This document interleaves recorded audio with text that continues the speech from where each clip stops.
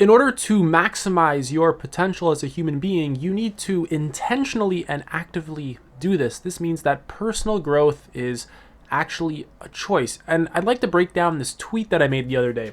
That is, growth is a choice that must be made again and again. Fear must be overcome again and again. Comfort must be questioned again and again. This is how you make conscious progress.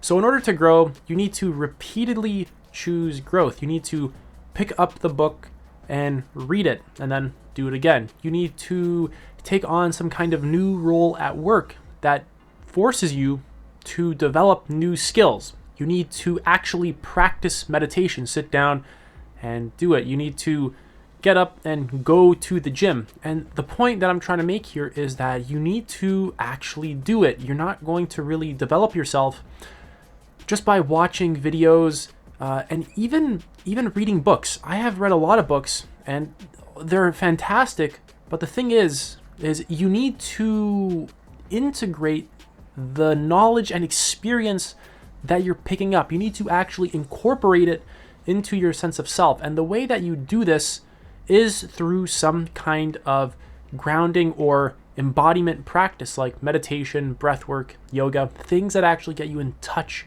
with your body. It's not enough to just focus on the external world and challenge yourself externally, challenge yourself to make more money, challenge yourself to have a better relationship, challenge yourself to run further and faster. You need to actually challenge the internal world as well. Basically, you need to become more aware of yourself. You actually have to get in touch with your emotions and you have to stop avoiding the uncomfortable emotions inside of you. You have to stop avoiding your shame, anger, fear, guilt. This moves us on to fear must be overcome again and again.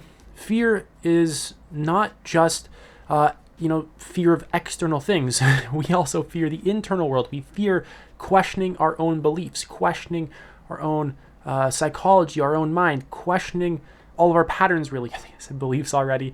But it also has a lot to do with not avoiding our emotions. And we're very scared of our internal world as humans, actually. We are very programmed to look externally because that's helped us to survive more than looking inside of ourselves. But as we have our survival needs met, we can actually develop deeper self-awareness and emotional intelligence and begin to do the inner work, the actual self-actualization work. So don't be afraid of your inner world, even though we all really are.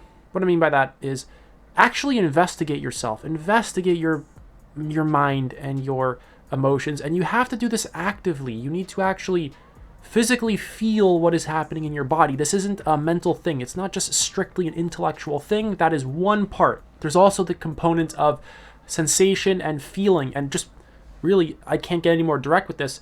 Bring your awareness into your body and just feel the sensations and emotions that are there, and continuously do this over time, and you will begin to integrate all of the personal growth knowledge that you keep picking up from my videos or books or whatever it is. Just the external stuff isn't enough. You actually have to go inside your own mind and reflect and actively witness it. You have to make the choice to witness your own mind, to begin to come into contact with your own emotions through meditation, breath work, yoga, things like this. So you need to investigate both the external and the internal world. The next one is comfort must be questioned again and again. Find out where you're comfortable in your life and question that. Maybe you're comfortable in your physical location. Maybe you want to move cities, move countries, go on a trip, travel. Yeah, that's all fantastic. This will challenge you. You'll be exposed to a new environment. You'll have to figure out how to survive in that environment. You'll see the people there, the culture, whatever. So the change is pretty helpful because it just exposes you to more experience. It's pushing your comfort and your boundaries. It's making you more competent in more areas of life. And also, you need to question the comfort of your own patterns. Your eating patterns, for example, you find comfort in the kinds of foods that you're choosing. Maybe you're just very comfortable choosing junk foods because it's what you're used to. And to actually finally make that switch to healthy foods, that's somewhat challenging. And really the change happens over time, but you got to make the choice. You have to be intentional about it and very clear to yourself. It's not like maybe I want to eat healthy. It's I want to eat healthy. I want to actually cut out the junk from my diet. Same thing with your exercise routine. You might get comfortable exercising, or not exercising. So you can have a repetitive exercise routine that you don't truly enjoy anymore, but you're just kind of stuck in it and doing it over and over again. Even just a lot of the simple things in your life, just what you're doing when you wake up.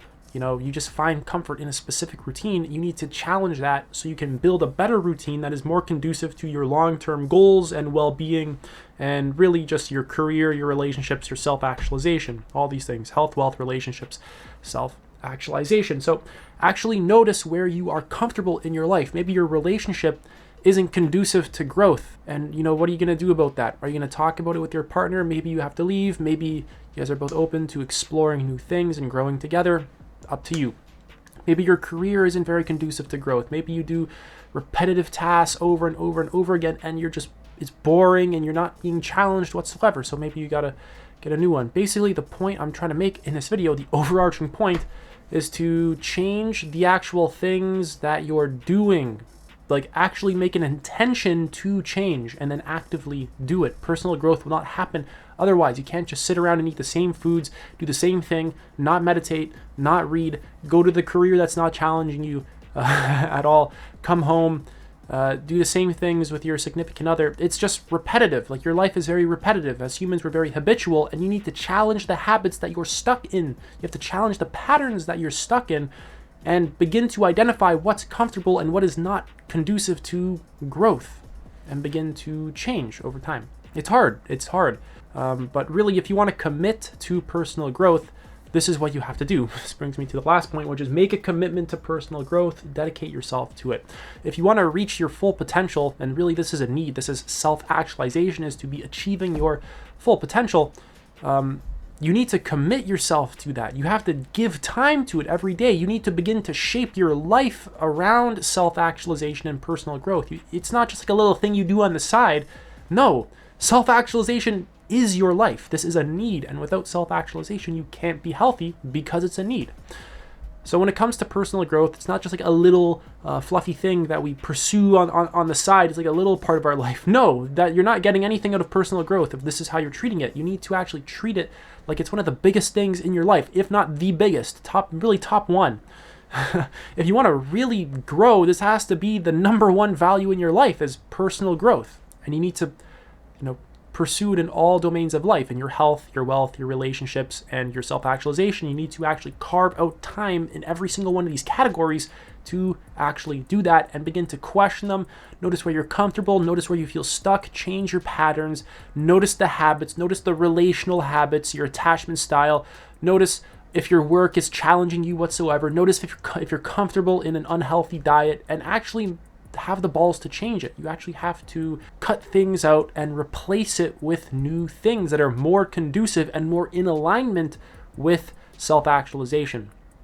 So moral of the story is take action and commit to growth. Intentionally do it. It's not going to happen otherwise. This is not an easy thing to do. Most people do not do personal growth basically whatsoever. They do very minimal amounts, really next to none. They don't do serious self-actualization. In this video, I am trying to motivate you to do serious self-actualization. You can check out my book list, check out the self-actualization section. That'll help you quite a lot. Actually buy them. Like, actually go there and buy it and read the book. Change your behavior, change the things that you're doing. Don't click off to another video and distract yourself and you're caught in a loop of distraction again. Stop that. Change and actually commit to building your life. Commit to building the life that you really want. Commit to actually changing yourself to be the human that you really want. What do you want to be? Do you want to be insanely intelligent? Yeah, like read, learn, study, become more self-aware, increase your emotional intelligence. Yes. Do you want to be a business expert? Do you want to be really loving? Do you want to be a compassionate, warm, funny, charismatic human? These are all attainable. You are very fluid as a human being. You can change yourself. You're not fixed. You're not set in one certain way. There's a lot of room for change. The thing is, though, is that because we're so stuck and comfortable in our, habits and routines, we're just finding comfort in them. And because we're scared to change it, and because we do not choose growth and change, it just seems like, who we are right now is just who we are and who we'll be forever. It seems like having radical change to your life, this is impossible.